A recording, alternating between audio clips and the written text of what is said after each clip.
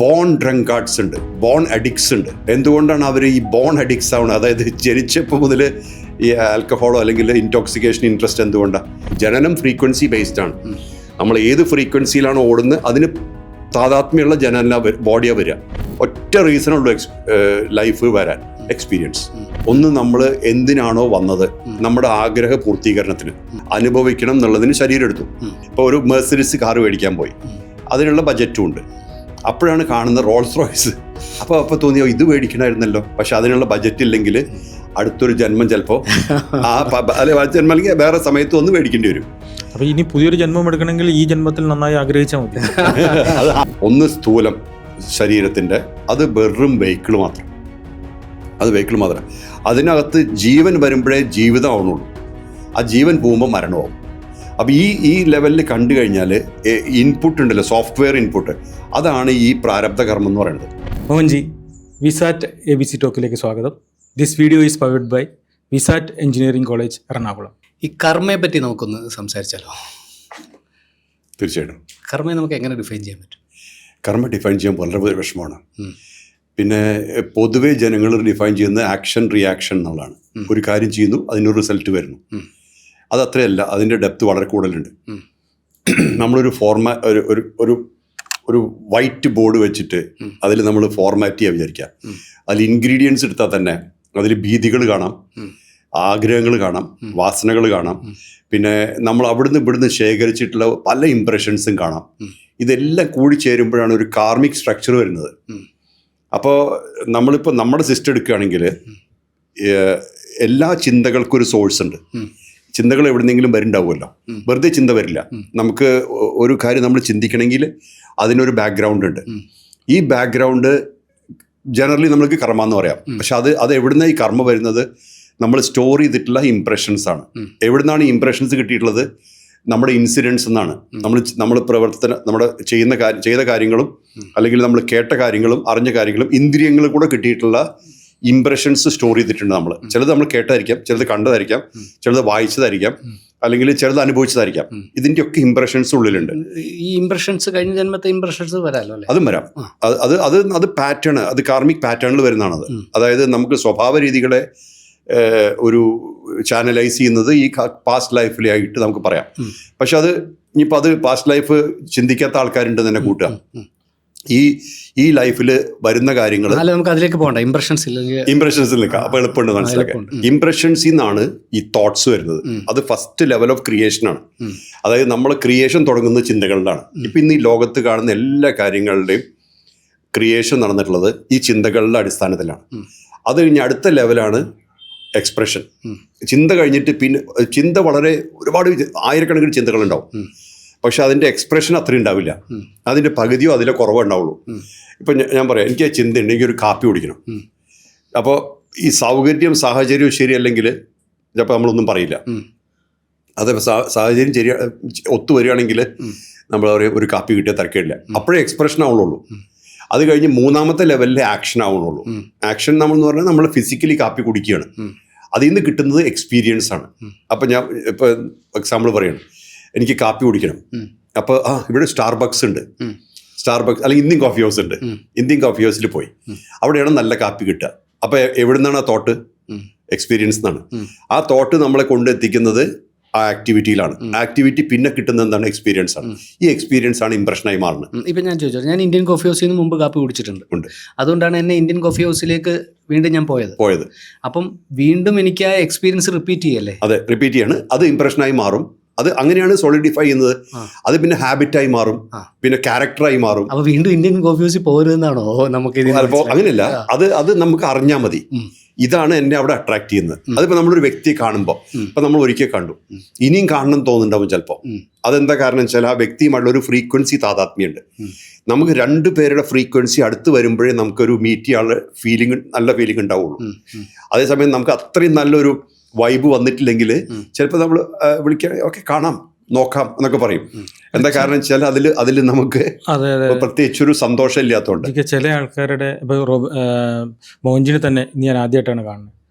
പക്ഷേ ഒരു കുറച്ച് സമയത്തിനുള്ളിൽ എനിക്ക് കുറേ നാൾ പരിചയമുള്ള ഒരാളുടെ ഒരു രീതിയിലുള്ള ഒരു പ്രവർത്തനവും കാര്യങ്ങളാണ് എനിക്ക് തോന്നിയത്. ഇത് തന്നെയായിരിക്കുമോ മോഹൻജി? അല്ലെങ്കിൽ ചിലപ്പോൾ ഈ വീഡിയോ കാണുന്ന ആളുകൾക്കും ചിലപ്പോൾ അങ്ങനെ ആയിരിക്കും റിലേറ്റ് ചെയ്യുക. അത് ഓരോ വ്യക്തികളുടെ നമ്മൾ ശരിക്കും ലോകത്തിനെ ആരും മുഴുവനായി കാണുന്നില്ല.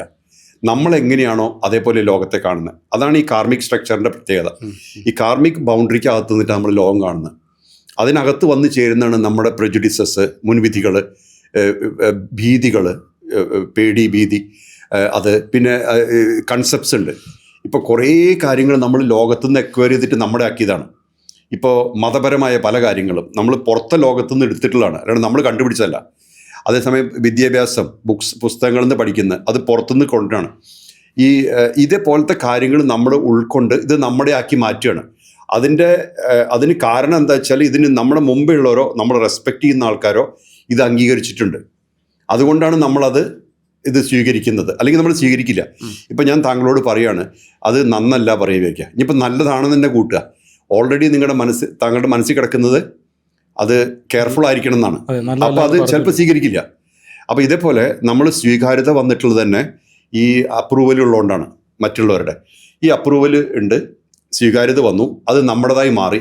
പിന്നെ നമ്മൾ പുറത്ത് പറയുന്നതൊക്കെ അതാണ്, ആസ് ഇഫ് ഇത് ഞാൻ കണ്ടുപിടിച്ച പോലെ. അല്ല, അപ്പോൾ ഈ മോഹൻജി പറയുന്നതിൽ നിന്ന് ഞാൻ മനസ്സിലാക്കുന്നത്, അതായത് നമ്മുടെ ഈ കർമ്മ എന്ന് പറയുന്നത് നമ്മുടെ അക്യുമുലേഷൻസ് തന്നെയാണ്. നമ്മുടെ അക്യുമുലേഷൻ ആണ്. അത് പലപ്പോഴായി കളക്ട് ചെയ്തിട്ട് അതിൻ്റെ കോമ്പിനേഷൻ സ്ട്രക്ചറാണ്.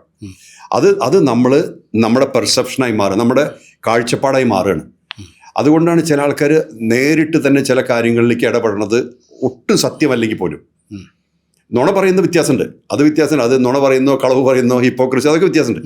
പക്ഷേ നമ്മുടെ കാഴ്ചപ്പാട് തന്നെ ചിലപ്പോൾ ഇതാണ് സത്യം എന്ന് പറയണല്ല. അത് നമ്മൾ എടുത്തിട്ടുള്ളത് ഈ ശ്രുതബുദ്ധി എന്ന് പറഞ്ഞിട്ട് ശ്രുതി കേൾക്കണം, അത് പ്രോസസ്സ് ചെയ്യുന്ന ഒരു ബുദ്ധിയുണ്ട്. അതായത് ഞാനിപ്പോൾ സതീഷിനോട് പറയുകയാണെങ്കിൽ സതീഷ് എന്നെ അടിമുടി വിശ്വസിക്കുന്ന ആ അവസ്ഥയ്ക്കായിരിക്കും ശ്രുതബുദ്ധി എന്ന് പറഞ്ഞാൽ നമ്മൾ കേട്ട് മനസ്സിലാക്കിയ കാര്യങ്ങൾ, അല്ലെങ്കിൽ കണ്ട് മനസ്സിലാക്കിയ കാര്യങ്ങൾ, അതായത് പുറത്തുനിന്ന് കിട്ടിയ കാര്യങ്ങൾ. ഈ ശ്രുതബുദ്ധിയുടെ ലെവലിലാണ് 80% ആൾക്കാർ ഓപ്പറേറ്റ് ചെയ്യുന്നത്. അതായത് പറഞ്ഞ് കേട്ട് പഠിപ്പിച്ച കാര്യങ്ങളുടെ ബേസിൽ മാത്രമാണ്. ഈ പറഞ്ഞ് കേട്ട് പഠിക്കുന്ന സാധനങ്ങളെ നമ്മളൊന്ന് ചിന്തിച്ചുകൂടെ തീരുമാനിക്കേണ്ടതുണ്ട് എന്നുള്ള. അപ്പോൾ യുക്തബുദ്ധിയായി. അത് വ്യത്യാസം വരും. അത് വളരെ കുറവാണ്. എത്ര പേരുണ്ടത്? ഇപ്പം നമ്മുടെ ഈ ഭാരത പൈതൃകത്തിൽ പറയുന്നത് അങ്ങനെ പാടുള്ളൂ എന്നാണ്. ചോദ്യം ചെയ്യുന്നതാണ് പറയുന്നത്. ചോദ്യം ചെയ്ത് നീ മനസ്സിലാക്കണം, അത് നിൻ്റേതാക്കണം എന്ന്. അതായത് പിന്നെ ഇൻഫർമേഷൻ നേരിട്ട് ആക്സെപ്റ്റ് ചെയ്യല്ലേ, ഇൻഫർമേഷൻ പ്രോസസ്സ് ചെയ്തിട്ട് നോളജ് ആക്കി മാറ്റാം. നോളജ് പറഞ്ഞാൽ നമ്മുടെ കൂടെ ഇൻവോൾവ്മെന്റ് വേണം. അതിലൊരു ബ്രെയിൻ വർക്ക് ഉണ്ട്. അതുകൂടെ ആയിക്കഴിഞ്ഞാൽ നോളജായി. നോളജ് എക്സ്പീരിയൻസ് ചെയ്യുമ്പോൾ വിസ്ഡമായി. അത് ഒരു എക്സ്പീരിയൻസ് വന്നാലേ ട്രാൻസ്ഫോർമേഷൻ ഉള്ളൂ. അതായത് ഇപ്പം ഞാൻ പറയുകയാണ്, ഞാൻ പ്രപഞ്ചത്തിനെ അറിയുന്നു എന്ന് പറയാൻ വിചാരിക്കാം. അപ്പോൾ പുറത്തുള്ളൊരാൾക്ക് വേർഡ്സിൻ്റെ ലെവലിൽ എടുക്കാം. പക്ഷെ എനിക്കത് എടുക്കാൻ പറ്റില്ല. ഉള്ളിൽ എനിക്ക് എക്സ്പീരിയൻസിൻ്റെ ലെവലിൽ എടുക്കാൻ പറ്റുമോ, അല്ലെങ്കിൽ എനിക്ക് പറയാൻ പറ്റില്ല, പറയുന്നത് ശരിയല്ല. അപ്പോൾ നമ്മുടെ ഉള്ളിലുള്ള കാര്യങ്ങൾ എക്സ്പീരിയൻസ് വന്നിട്ടുണ്ടോ, അത് നമ്മുടെ സ്വഭാവ രീതികളോ അല്ലെങ്കിൽ പല കാര്യങ്ങളും മാറ്റിയിട്ടുണ്ടാവും. അതുകൊണ്ടാണ് ഈ അൺലേണിംഗ് എന്ന് പറഞ്ഞിട്ട് ഒരു പാറ്റേൺ ഉള്ളത്. ഈ അൺലേണിംഗ് എന്ന് പറഞ്ഞിട്ട് ഒരു അൺലേണിംഗ് ശരിക്കും പോസിബിൾ ആണോ? ആണല്ലോ. കാരണം അത് എന്താണെന്ന് വെച്ചാൽ നമ്മൾ അവയർനെസ് കൊണ്ടുവരികയാണ്. അതായത് തീ എന്ന് പറഞ്ഞാൽ അവയർനെസ് ആണ്, അവബോധം. അതായത് എല്ലാത്തിനും നമ്മൾ ശ്രദ്ധിച്ച് മനസ്സിലാക്കി ഇതാണോ അല്ലേ എന്നുള്ളത് നോക്കുക. എന്നിട്ട് ഈ ചപ്പ് ചവർ ആവശ്യമില്ലാത്ത ഇൻഫർമേഷനൊക്കെ കത്തിച്ചു കളയാം. എന്നിട്ട് ബാക്കി കിടക്കുന്ന സാധനങ്ങൾ ഉണ്ടാവുമല്ലോ. അതായത് ഇത്രയേ ഉള്ളൂ ജീവിതം. ഇപ്പോൾ ഫോർ എക്സാമ്പിൾ നമ്മൾ നേരത്തെ പറഞ്ഞ പോലെ 30,000 ദിവസത്തെ ജീവിതം ഇത്രയേ ഉള്ളൂ. ഇതിലെന്താണ് നമ്മുടെ പ്രയോറിറ്റി? നമ്മുടെ സംതൃപ്തിയാണ് നമ്മുടെ പ്രയോറിറ്റി. അല്ല, അതിലൊരു ടെക്നിക്കൽ സംഭവം. ഇപ്പം എനിക്ക് എൻ്റെ ജീവിതത്തിൽ ഒരു എക്സ്പീരിയൻസ്, എൻ്റെ ജീവിതത്തിൽ ബ്രെയിനിലൊരു മാർക്ക് ഉണ്ടാക്കി. ഈ മാർക്കിനെ എനിക്ക് ഇല്ലാതാക്കാൻ പറ്റത്തില്ല എന്നൊരു വാദം ഉണ്ടല്ലോ. അത് ഇല്ലാണ്ടാക്കാൻ പറ്റില്ല. കാരണം ഒരു ഇംപ്രഷനായിട്ട് തന്നെ കിടക്കും. പക്ഷേ അതിനെ നമുക്ക് അവയർനെസ് വഴി അതിനെ നള്ളിഫൈ ചെയ്യാൻ പറ്റും. അതായത് റിമൂവൽ അല്ല, പക്ഷെ അത് ഇൻസിഗ്നിഫിക്കൻ്റ് ആക്കാൻ പറ്റും. അതായത് ഫോർ എക്സാമ്പിൾ ഹൈബർനേറ്റ് ചെയ്ത് മാറ്റാം. അതായത് ആ ഒരു സാധനം നമ്മുടെ ജീവിതത്തിന് ഇൻഫ്ലുവൻസ് ആവാത്തോടത്തോളം കാലം കുഴപ്പമില്ല. ഒരു എക്സാമ്പിൾ ഞാൻ പറയാം. ഇപ്പോൾ നമ്മുടെ ഈ ട്രൈബൽ മീറ്റ് ഉണ്ടായല്ലോ സൗത്ത് ആഫ്രിക്കയിൽ, കേപ്പ് ടൗണിൽ. അപ്പോൾ ഞാൻ അവരോട് പറഞ്ഞു, നിങ്ങൾ പാസ്റ്റിൽ അനുഭവിച്ച ട്രോമ ഡിസ്കസ് ചെയ്യരുത് പറഞ്ഞു. എല്ലാവർക്കും ദുരിതം അനുഭവിച്ചിട്ടുണ്ട്, ഉപദ്രവിച്ചിട്ടുണ്ട്, ആൾക്കാർ കൊന്നിട്ടുണ്ട്, എല്ലാം ഉണ്ട്. എല്ലാ ട്രൈബ്സിനും ഈ പ്രശ്നങ്ങൾ വന്നിട്ടുണ്ട്. അത് നമ്മൾ ആക്സെപ്റ്റ് ചെയ്യണം. പക്ഷെ അത് പറയരുത്, അതിനെക്കുറിച്ചല്ല ഡിസ്കസ് ചെയ്യുന്ന ഇവിടെ എന്ന് പറഞ്ഞു. അതുകൊണ്ട് എന്തായി, ഒരു കംപ്ലീറ്റ് ഒരു ഫെസ്റ്റിവൽ മൂഡ് അങ്ങോട്ട് വന്നു. അല്ലെങ്കിൽ എന്താ വെച്ചാൽ എല്ലാവരും പറയാം ഞങ്ങൾക്ക് ഇന്ന പ്രശ്നങ്ങൾ ഉണ്ടായിട്ടുണ്ട് എന്നാണ് സ്പീച്ച് ഉണ്ടാവുക. അപ്പോൾ എന്താ നമ്മൾ ചെയ്യണത്? ആ ഒരു സംഭവം 100 കൊല്ലം മുന്നേ നടന്നതോ 200 കൊല്ലം മുന്നേ നടന്നതോ പിന്നെയും ലൈവാക്കി മാറ്റി, ആ മുറിയെ വീണ്ടും ഉണർത്തി, അല്ലെങ്കിൽ മുറിയെ വലുതാക്കി. അങ്ങനെയാണ് നമ്മൾ എല്ലാ കാര്യങ്ങളും. അപ്പോൾ എനിക്ക് ഇന്നത് പാസ്റ്റ് നടന്നിട്ടുണ്ട്, എല്ലാവർക്കും നമുക്കൊക്കെ എന്തെങ്കിലുമൊക്കെ, ആരുമില്ല ഒരു ദുരിതം ഇല്ലാത്ത ആൾക്കാർ, ഏതെങ്കിലും ലെവലിൽ ദുഃഖം അനുഭവിച്ചവരേ ഉള്ളൂ ലോകത്ത്. ജീവിതത്തിന്റെ ഭാഗമാണ്. അപ്പം നമ്മളത് ഉണർത്തി കൊണ്ടുവരുമ്പോൾ നമ്മളത് കാർമിക്കലി അതിനെ ലൈവാക്കി വെക്കും. അതാണ് ഈ ജന്മങ്ങളിൽ ട്രാൻസ്ഫർ വരുന്നത്. അതായത് ഒരു റെസിസ്റ്റൻസ് എന്നുണ്ട് കേട്ടോ. ഈ റെസിസ്റ്റൻസ് നമ്മുടെ ഉള്ളിലാണ് കൂടുതൽ എഫക്റ്റ്. ഒരു കാര്യത്തിന് നമ്മൾ റെസിസ്റ്റ് ചെയ്യുക, തിരിച്ചാലോചിച്ച് നോക്കോ, ഓക്കെ ഇതാണ് സിറ്റുവേഷൻ. നെൽസൺ മണ്ടേല പറഞ്ഞ പോലെ ആക്സെപ്റ്റ് ചെയ്യണു ഞാൻ എൻ്റെ റിയാലിറ്റി. ബുദ്ധിമുട്ടുണ്ട്, റെസ്ട്രിക്ഷൻ ഉണ്ട്, എല്ലാം ഉണ്ട്, പക്ഷേ ഞാൻ എൻ്റെ റിയാലിറ്റി ഞാൻ ആക്സെപ്റ്റ് ചെയ്യണു. ആ മോമെൻ്റ് ആക്സെപ്റ്റ് ചെയ്ത് കഴിഞ്ഞപ്പോൾ അതിൻ്റെ വെയിറ്റ് അങ്ങോട്ട് പോയി. പിന്നെ ഇപ്പം ഇതാണ് സ്ഥിതി. അത് നമ്മുടെ ഏറ്റവും കൂടുതൽ കാണുന്ന ആനിമൽസിലാണ്, മൃഗങ്ങളിൽ. അവരവിടെ കെട്ടിക്കഴിഞ്ഞാൽ അവിടെ നിന്നിട്ട് അവരത് കാര്യങ്ങളൊക്കെ ചെയ്യും. അവരതിന് ബഹളം വയ്ക്കൊന്നുമില്ല. ഇപ്പോൾ ഒരു ഇഞ്ചുറി ആയി, ഇപ്പോൾ ഈ മറ്റേ സ്ട്രീറ്റ് ഡോഗ്സ് ഒക്കെ ഉണ്ടല്ലോ, ചിലപ്പോൾ കാറൊക്കെ ഇടിച്ചിട്ട് ഇഞ്ചുറി ആയാൽ ഭയങ്കരമായി കരയും, വേദനയുള്ളതുകൊണ്ട്. ആ വേദന മാറിക്കഴിഞ്ഞാൽ പിന്നെ അവരുടെ കാര്യം നോക്കും, പിന്നെ അത് ഇഗ്നോർ ചെയ്യും, അങ്ങനെ പോകും. ചിലപ്പോൾ അവർക്ക് നൊണ്ടിക്കാല് വന്നിട്ടുണ്ടാവും, മീൻസ് ഹാൻഡിക്യാപ്പ് വന്നിട്ടുണ്ടാവും, ഒക്കെ ഉണ്ടാവും. പക്ഷെ നമ്മൾ ആ പഴയ മെമ്മറി പിന്നെയും കൊണ്ടുവരും. ഇതന്നെയാണ് പലപ്പോഴും. അപ്പോൾ ഈ മനുഷ്യൻ്റെ ഒരു ശാപമാണ് ആവശ്യമില്ലാത്ത പുനർവിചിന്തനം എന്നുള്ളതാണ്. അതിൻ്റെ മെസ്സേജ് എടുക്കണം, മെസ്സേജ് അറിയണം. നോക്കൂ, ഇപ്പോൾ ഈ വഴിക്ക് പോയി അത് നന്നല്ല റോഡ് എന്നുള്ളത് അതറിയണം, അല്ലെങ്കിൽ എപ്പോഴും നമ്മൾ ആ കുഴി ചാടും. അതേ സമയത്ത് നമ്മൾ അതിനെ പേടിച്ചിട്ട് യാത്ര ചെയ്യാതിരിക്കാൻ പാടില്ല. അതാണ് നമ്മൾ ഈ വാറിൻ്റെ ഒക്കെ ബേസിസ്. അതല്ല ഈ വൂണ്ട് കുത്തി തുറക്കല്ലേ. അതായത് എല്ലാ യുദ്ധങ്ങളിലും ആരെങ്കിലുമൊക്കെ സഫർ ചെയ്തിട്ടുണ്ട്, ഏതെങ്കിലും ജനറേഷൻസ് സഫർ ചെയ്തിട്ടുണ്ടാവും. അത് നമ്മൾ തിരിച്ചു കൊണ്ടുവന്ന ഒരു വിക്ടിംഹുഡ് കൊണ്ടുവന്ന് അതൊരു വാറായി മാറുമ്പോൾ പിന്നെ കൺട്രോൾ ചെയ്യാൻ പറ്റില്ല, പുതിയ മുറികൾ വരും. വിക്ടിംഹുഡ് ശരിക്കും ഒരു പ്രൊപ്പഗണ്ടയാണല്ലേ? വിക്ടിംഹുഡ് എസ്കേപ്പ് റൂട്ടാണ്. നമ്മൾ എന്തുകൊണ്ട് വിക്ടിമായിട്ട് ഇരിക്കണം? അതിൻ്റെ ആവശ്യമില്ല. We don't have to be a victim. കാരണം നമ്മൾ ഇത്ര ചെറിയ ലൈഫേ ഉള്ളൂ. ഇതിൽ നമ്മൾ ഉള്ളത് വെച്ചിട്ട് നല്ല രീതിയിൽ അനുഭവിക്കാനും മറ്റുള്ളവർക്ക് പകർന്നു കൊടുക്കാനും സാധിച്ചാൽ മതി. വേറൊരു ലോകം ഉണ്ടെന്നുള്ളതൊരു മിഥ്യാധാരണയായിരിക്കാം പലപ്പോഴും. പല ലോകങ്ങളും ഉണ്ട്, അത് വ്യത്യാസമുണ്ട്. പക്ഷേ അതിനല്ലല്ലോ ഇപ്പം നമ്മുടെ കാര്യം എന്താണ്? ഇവിടെ ജീവിക്കുന്നതാണ്, ഇപ്പോഴത്തെ ജീവിതമാണ്, ഇപ്പോഴത്തെ എക്സ്പീരിയൻസസ് ആണ്. നമ്മൾ ജന്മെടുത്തത് ഒരു വാക്കിൽ പറയുകയാണെങ്കിൽ എക്സ്പീരിയൻസിന് വേണ്ടി മാത്രമാണ്, അനുഭവങ്ങൾക്ക് വേണ്ടി മാത്രമാണ്. അത് ചെറുപ്പകാലത്തുള്ള അനുഭവം വ്യത്യാസമുണ്ട്, ഓരോ സമയത്തും മാറി വരും.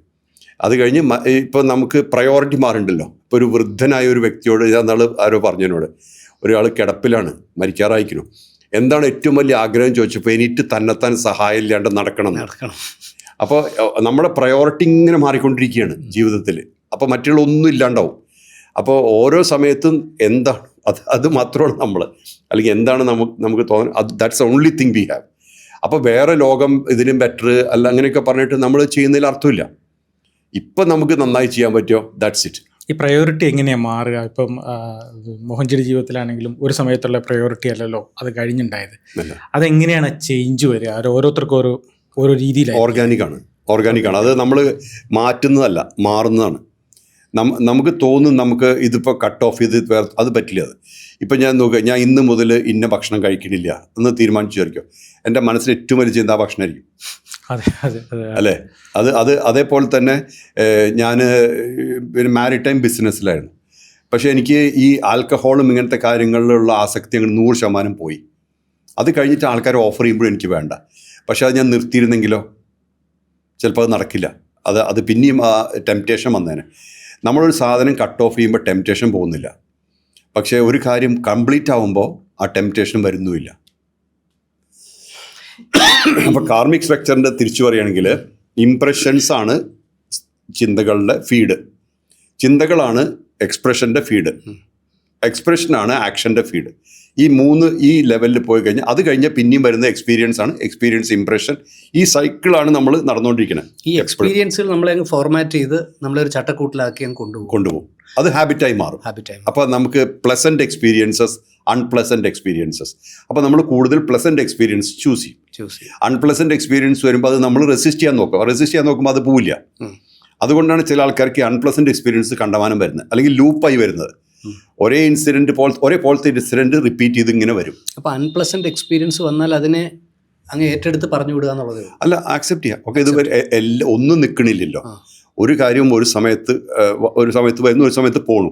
കാരണം എന്തൊക്കെ സമയം കൊണ്ട് തരുന്നുണ്ടോ അതൊക്കെ സമയം എടുത്തുകൊണ്ട് പോകുന്നുണ്ട്.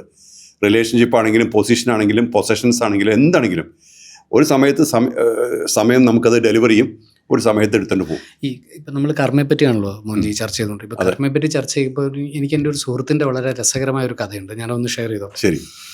അതായത് ഞങ്ങൾ ഒരുമിച്ച് പഠിക്കുന്ന കാലത്ത് ഞങ്ങളുടെ കോളേജിൽ ഏറ്റവും സുന്ദരിയായ ഒരു പെൺകുട്ടിയുണ്ട്. അപ്പോൾ അന്ന് കൂടെ പഠിക്കുന്ന ഞങ്ങളൊക്കെ വളരെ മെലിഞ്ഞുണങ്ങി ഒക്കെ ഇരിക്കുന്ന, പക്ഷേ പെൺകുട്ടികൾ കുറച്ചുകൂടെ സുന്ദരികളായിരിക്കും. അപ്പോൾ കൂട്ടത്തിൽ ഏറ്റവും സുന്ദരിയാണ്. ഇവളെ ഒന്ന് പ്രേമിക്കാൻ വേണ്ടി എല്ലാവരും കാത്തിരിക്കുന്ന സമയത്ത് ഇവളോട് ഏറ്റവും കൂടുതൽ പ്രേമം ഉണ്ടായിരുന്ന നമ്മുടെ ഒരു സുഹൃത്തുണ്ട്. ആ സുഹൃത്ത് ഒരിക്കൽ അവൻ ജോലി കഴിഞ്ഞ് കാറിൽ ഇങ്ങനെ യാത്ര ചെയ്യുമ്പോൾ അവളൊരു ബസ് സ്റ്റോപ്പിൽ നിൽക്കുന്നു. ഏകദേശം 20 വർഷത്തിന് ശേഷം. അത് ശരി.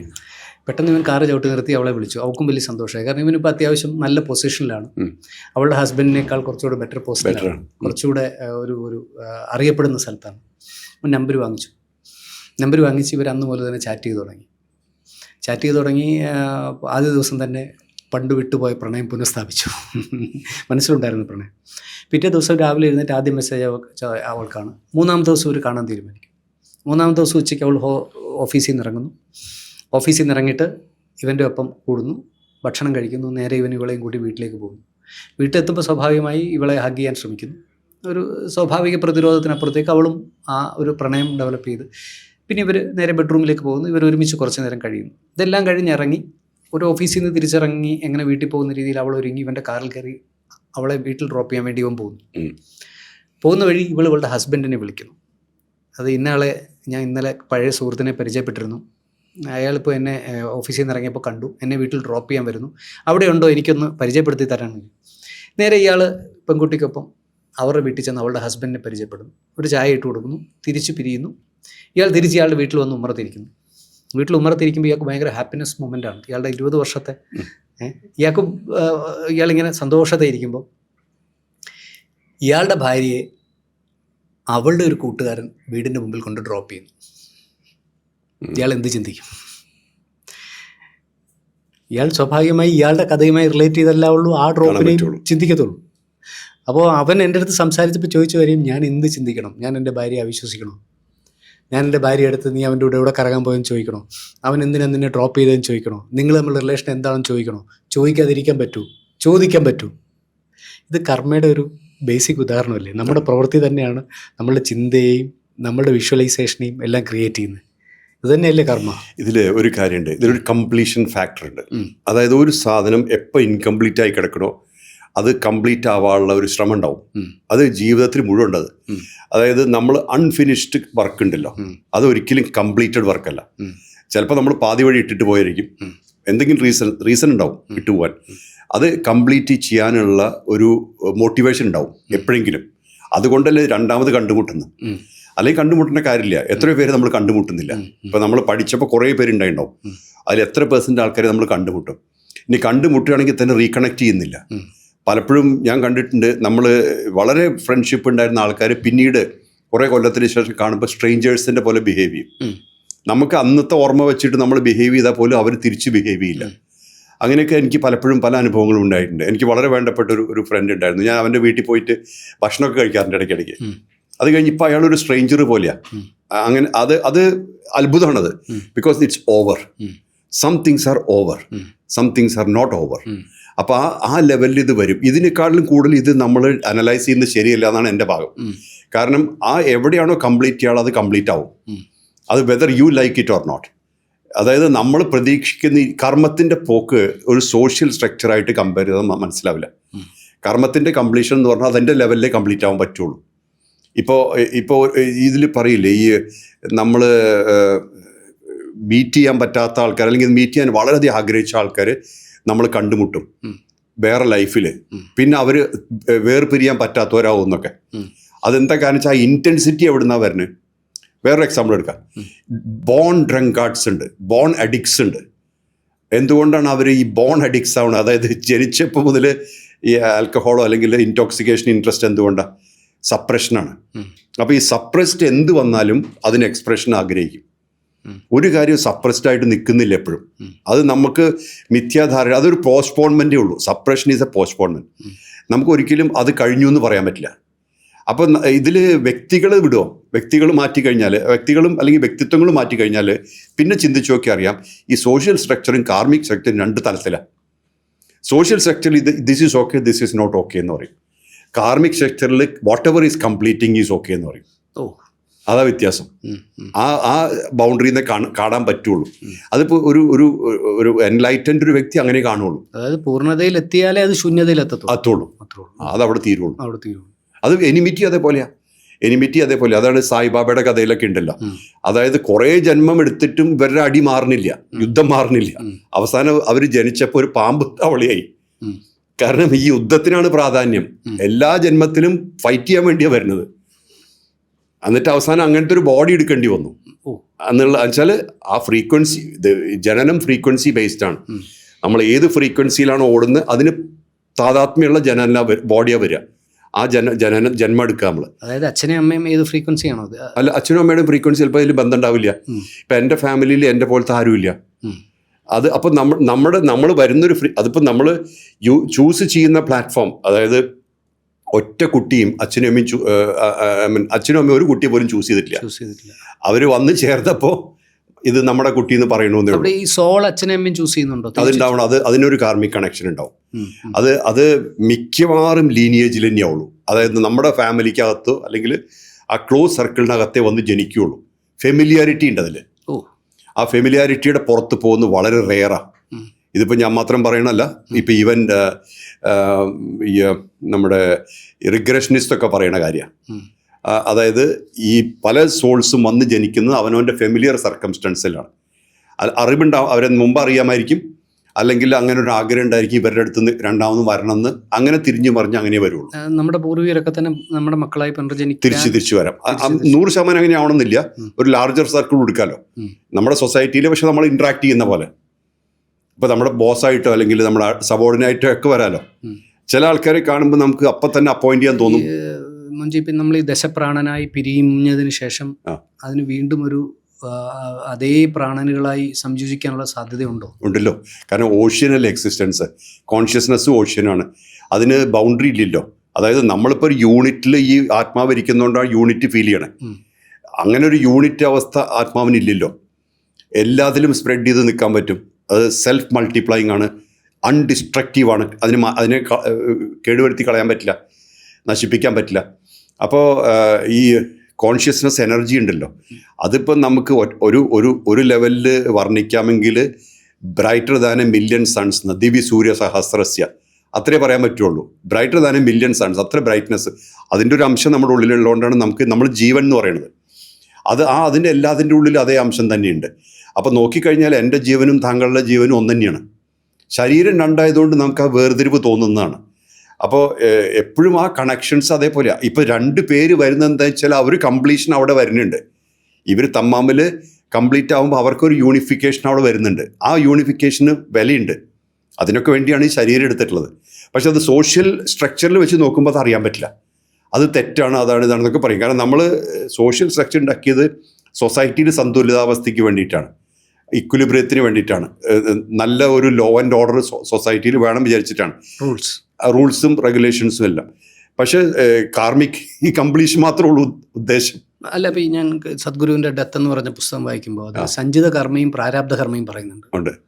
ഇത് എനിക്ക് ശരിക്കും അത് വായിച്ചിട്ട് മനസ്സിലായില്ല. അല്ല, നമ്മൾ ക്യാരി ഫോർവേഡ് ചെയ്തത് 2 ലെവലുണ്ട്. ഒന്ന്, നമ്മൾ എന്തിനാണോ വന്നത് നമ്മുടെ ആഗ്രഹ പൂർത്തീകരണത്തിന്, അതായത് എന്തൊക്കെ ഈ ജന്മത്തിൽ അനുഭവിക്കണം എന്നുള്ളതിന് ശരീരം എടുത്തു.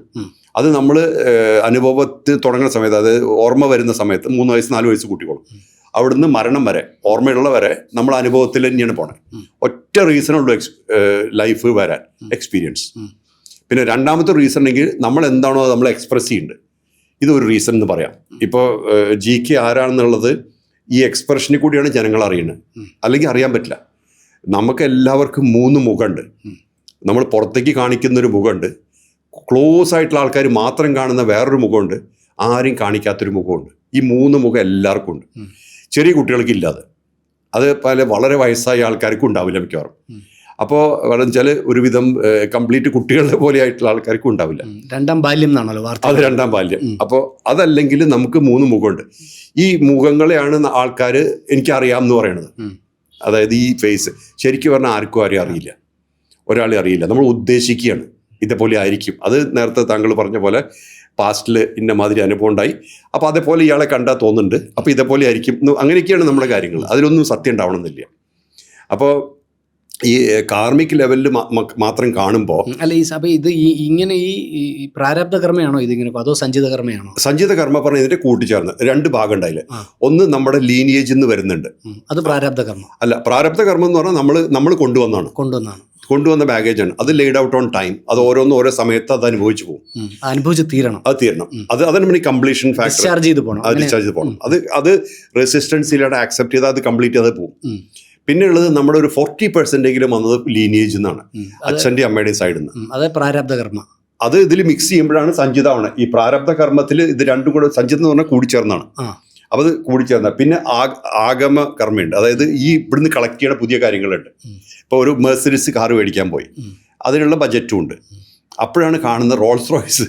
അപ്പോൾ തോന്നിയോ ഇത് മേടിക്കണമായിരുന്നല്ലോ, ഇത് എനിക്ക് മെർസിഡീസ് വേണ്ട, പക്ഷെ അതിനുള്ള ബജറ്റ് ഇല്ലെങ്കിൽ അടുത്തൊരു ജന്മം ചിലപ്പോൾ ജന്മം അല്ലെങ്കിൽ വേറെ സമയത്ത് ഒന്ന് മേടിക്കേണ്ടി വരും. ഈ ജന്മത്തിൽ മേടിച്ച് തീർന്നില്ലെങ്കിൽ അത്രത്തോളം ആഗ്രഹിച്ചാൽ അതിനുവേണ്ടി ഒരു ജന്മം എടുക്കും, അത് ജന്മം എടുക്കേണ്ടി വരും. അതാണ് ഈ ബോൺ അഡിക്ട്സ് ഒക്കെ വരുന്നത്. സപ്രസ് ചെയ്ത് വെക്കണം ഒരു ആഗ്രഹം, അത് പിന്നെ അതിനു വേണ്ടിയിട്ട് വരും തിരിച്ച്. അപ്പൊ ഇനി പുതിയൊരു ജന്മം എടുക്കണമെങ്കിൽ ഈ ജന്മത്തിൽ നന്നായി ആഗ്രഹിച്ചാൽ മതി. അത് ആഗ്രഹം അത് വെറുതെ ആഗ്രഹിക്കുകയല്ല, അത് ഫീൽ ചെയ്യണം, അത് ലിവ് ചെയ്യണം. അതായത് അത് അനുഭവിച്ച് ജീവിക്കണം. അത് വരുമ്പോൾ തന്നെത്താൻ വരും, അത് ഈ ലെവലിൽ തന്നെ വരും. ഈ സതീശ, ഈ ജന്മങ്ങൾ ഉണ്ടാകുന്നത് കുഴപ്പമാണ്, മോക്ഷം കിട്ടാത്ത അവസ്ഥയാണ്. അല്ല, മോക്ഷത്തിന്റെ എന്ന് പറഞ്ഞു കഴിഞ്ഞാൽ ലയനമാണ്. അതായത് നമ്മൾ എവിടുന്ന് വന്നു അതിലേക്ക് തിരിച്ചു പോവാ, അത് വിഷമില്ല. അതിൽ നമുക്ക് ഏറ്റവും കൂടുതൽ അറിയേണ്ടത് നമ്മൾ എന്തൊക്കെ ചെയ്യുമ്പോഴും ഒന്ന് സ്ഥൂലം ശരീരത്തിൻ്റെ, അത് വെറും വെഹിക്കിൾ മാത്രം, അത് വെഹിക്കിൾ മാത്രം. അതിനകത്ത് ജീവൻ വരുമ്പോഴേ ജീവിതം ആവണുള്ളൂ. ആ ജീവൻ പോകുമ്പോൾ മരണമാവും. അപ്പോൾ ഈ ലെവലിൽ കണ്ടു കഴിഞ്ഞാൽ ഇൻപുട്ട് ഉണ്ടല്ലോ, സോഫ്റ്റ്വെയർ ഇൻപുട്ട്, അതാണ് ഈ പ്രാരബ്ധ കർമ്മം എന്ന് പറയുന്നത്. അതിൻ്റെ കൂടെ നമുക്ക് തന്നെത്താൻ കിട്ടുന്നതാണ് ഈ ലീനിയേജ് കർമ്മം. ലീനിയേജ് എന്ന് വന്ന് അത് രണ്ടും ചേരുമ്പോൾ സഞ്ചിത കർമ്മമായി. ഇത് രണ്ടും വന്ന് ചേരുമ്പോൾ നമ്മുടെ ലൈഫിൻ്റെ പാത്തായി, അത് മരണം വരെ. അത് നമ്മൾ എവിടെയൊക്കെ റെസിസ്റ്റ് ചെയ്യുന്നു അതൊക്കെ നമ്മൾ സേവ് ചെയ്യണം, പോസ്റ്റ്പോൺ ചെയ്യണം. അപ്പോൾ ഒരു പരിധി വരെ നമ്മുടെ ലൈഫ് പ്രീഫിക്സ്ഡ് ആണെന്ന് പറയുന്നത് ശരിയാണ്. 100% പ്രീഫിക്സ്. ചാനൽ അല്ലെങ്കിൽ നമുക്കൊരു ടൈം ഓഫ് ബർത്തും ടൈം ഓഫ് ഡെത്തും ഉണ്ടാവില്ലല്ലോ. ഓരോരുത്തരും അവരവരുടെ ഒരു സ്പെസിഫിക് ടൈം ഓഫ് ഡെത്തും ബർത്തും ഇല്ലേ. അതിന് കാരണം എന്തുകൊണ്ടാണ്? അത് ഒരു അതിനകത്ത് അനുഭവിക്കേണ്ട കാര്യങ്ങൾക്ക് വേണ്ടിയിട്ടാണ്. അപ്പം നമ്മൾ ഒരു പരിധി വരെ നമ്മളെ മനസ്സിലാക്കി, നമ്മളുടെ ഇൻസ്റ്റിങ്ക്റ്റും നമ്മളുടെ താല്പര്യവും മനസ്സിലാക്കി അതിന് വേണ്ടുന്ന രീതിയിലേക്ക് മാറിപ്പോയാൽ ജീവിതം വളരെ ഈസിയായി. അല്ല, അത് വന്ന് കൊണ്ടുവന്ന് തരുന്നില്ലേ ഡെയിലി. അതാണ് ഉപനിഷത്തിൽ പറയണ പോലെ the food that came to you today is the medicine for you എന്ന്. അതായത് എന്താണോ നമ്മുടെ മുമ്പിൽ വന്ന ഇന്നത്തെ ജീവിതം, അത് തന്നെയാണ് മെഡിസിൻ. അതിനു വേണ്ടിയാണ് വന്നത്. അപ്പോൾ നമുക്ക് വന്നു ചേരുന്ന കാര്യങ്ങളില്ലേ, അത് കൊണ്ടു തരുന്നുണ്ടല്ലോ ഡെയിലി. പക്ഷെ വന്നു ചേരുന്ന സാധനം ഇന്നതാകണമെന്ന് നമ്മൾ മുൻപേ ചിന്തിച്ച് അതും ഇതും തമ്മിലുള്ള ആ കോൺഫ്ലിക്റ്റ് ആണ് നമ്മുടെ ഇപ്പോഴത്തെ പ്രശ്നം. അത് മൈൻഡ് ലെവലിലാണ്. കാരണം മൈൻഡ് വളരെ സ്മാർട്ട് ഒരു സാധനമാണ്. അത് ഓൺ ചെയ്യും, ഇത് ഞാൻ ചെയ്തതാണ്. മൈൻഡിന് ശരിക്കും റോളില്ല. ആ മനസ്സ് പറയും ഇത് ഞാൻ ചെയ്തതാണ്, ഇത് എൻ്റെയാണ് എന്നൊക്കെ പറയും. ഒന്നിൻ്റെ അല്ല. നമ്മൾ ആരെയും ഓൺ ചെയ്യാൻ പറ്റില്ല, ഒന്നും ചെയ്യാൻ പറ്റില്ല. ഈവൻ നമ്മുടെ കുട്ടികളാണെങ്കിലും ഫാമിലി ആണെങ്കിലും നമുക്ക് ഓൺ ചെയ്യാനേ പറ്റില്ല. അപ്പോൾ ഈ ലെവലിലാണ് മനസ്സ്. പക്ഷേ ഓണർഷിപ്പ് എടുക്കുന്നതുകൊണ്ട് നമ്മൾ വിചാരിക്കുമോ ഇത് എൻ്റെ ആണല്ലോ എന്നുള്ളത്. പക്ഷേ ടെക്നിക്കലി ഇപ്പോൾ ഈ സോഷ്യൽ ലെവലിൽ സ്വന്തമായിട്ട് കൂട്ടാം ഏത് നമ്മൾ ചെയ്യുന്ന കാര്യങ്ങളൊക്കെ. നമ്മൾ അല്ലെങ്കിൽ ഈ പറഞ്ഞ പോലെ റെസ്പോൺസിബിലിറ്റി ഇല്ലാത്ത അവസ്ഥയൊക്കെ വരുമല്ലോ. അതായത് ഇത് പിന്നെ ആരും ഉത്തരവാദിയല്ലാതെ വരാൻ പറ്റില്ലല്ലോ, പോലീസുകാർ പിടിച്ചോണ്ട് പോകും. അപ്പോൾ അങ്ങനത്തെ കാര്യങ്ങൾ സൊസൈറ്റി ലെവലിൽ. പക്ഷേ ഉള്ളിൽ നമുക്കത് മനസ്സിലാക്കണം, ഇതെല്ലാ സിറ്റുവേഷൻസും നടന്നുകൊണ്ടിരിക്കുക എന്നുള്ളത്. അവിടെ നമ്മൾ അതിൻ്റെ ഭാഗമായി ചെന്ന് പെടുന്നു, നമ്മൾ ആ സിറ്റുവേഷനിൽ കയറുന്നു, സിറ്റുവേഷനിൽ പുറത്തിറങ്ങുന്നു, പോകുന്നു എന്നുള്ളതല്ലാതെ നമുക്ക് ആ എക്സ്പീരിയൻസ് ആവശ്യമുള്ളതുകൊണ്ട് നമ്മളതിൽ ചെന്ന് ചെയ്യുന്നത്. അതേപോലെ ഇപ്പം നമ്മൾ ഇത്രയും പേര് ഇവിടെ ഇരിക്കുന്നുണ്ട്, പക്ഷേ എല്ലാവർക്കും ഇതിൻ്റെ എക്സ്പീരിയൻസ് ഒന്നല്ലല്ലോ. അതെ, അതുകൊണ്ട് ആവശ്യമുള്ളവരെ ആവശ്യമുള്ള സ്ഥലത്ത് എത്തുന്നുള്ളൂ, അത്രേ ഉള്ളൂ. അതിൽ നമുക്ക് പങ്കെടുക്കേണ്ടാത്ത ഒരാളെ വിചാരിക്കുക നമ്മൾ ആ ഭാഗത്തേക്ക് വരില്ല, അല്ലെങ്കിൽ അങ്ങനെ ചിന്തിക്കുക പോലും ഇല്ല. അതിപ്പോൾ നമ്മൾ ചില ഫുഡ് ചൂസ് ചെയ്യണ പോലെ, ഈ ഫുഡ് എനിക്ക് ഇഷ്ടമുള്ളതുകൊണ്ടാണ് ഞാൻ ചൂസ് ചെയ്യണം. അല്ലെങ്കിൽ ചിലപ്പോൾ നമ്മൾ ആ ചിന്തിക്കില്ല, എനിക്ക് ആ ഫുഡ് വേണമെന്ന് നമ്മൾ ചിന്തിക്കില്ല. ഓക്കെ, എന്തായാലും കർമ്മ നമ്മൾ ഇതുവരെ കേൾക്കാത്തൊരു തലത്തിൽ ചിന്തിക്കാൻ കഴിഞ്ഞു. മോഹൻജി, നമസ്കാരം. Thank you. This video is powered by Visat Group of Institutions, Ernakulam.